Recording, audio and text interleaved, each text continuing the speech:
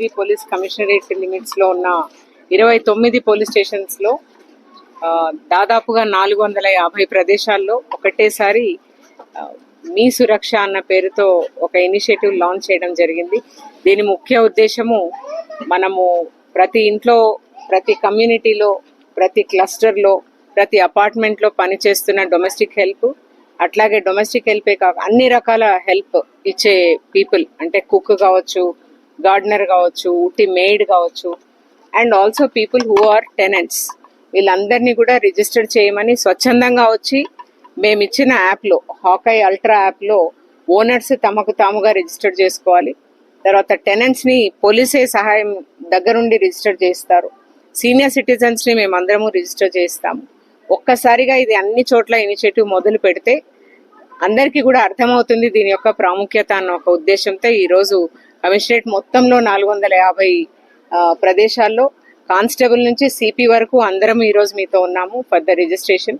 దీన్ని కంప్లీట్ చేయాలని, సక్సెస్ చేయాలని, ఇక్కడ పనిచేసే తర్వాత ఏదో రకంగా తెలంగాణ కాకుండా మిగిలిన ప్రదేశాల్లో నుండి వచ్చి మన దగ్గర పనిచేస్తున్న వాళ్ళని ఖచ్చితంగా 100% రిజిస్టర్ చేయాలి. ఎందుకంటే ముఖ్యంగా విదేశీయులు, అండ్ ఫర్ ఎగ్జాంపుల్ నేపాలీలు, ఒకసారి వాళ్ళని మనం రిజిస్టర్ చేయకపోతే వాళ్ళని మనము వెతికి పట్టుకోవడం చాలా కష్టం. మీ ఇంట్లో చిన్న థెఫ్ట్ అయినా వాళ్ళని వెతకలేము, ఏదైనా మోసం చేసినా వెతకలేము, ఇంకేదైనా కష్టం వచ్చినా కూడా మనం వెతకలేము. మనము చాలా సెన్సేషనల్ అఫెన్సెస్ చూసాము. ఇదేం ఫస్ట్ కాదు. మల్కాజ్గిరి పోలీస్ కమిషనరేట్లో దాదాపుగా ఈ 4 సంవత్సరాల్లో 14 అలాంటి అఫెన్సెస్ అయ్యాయి.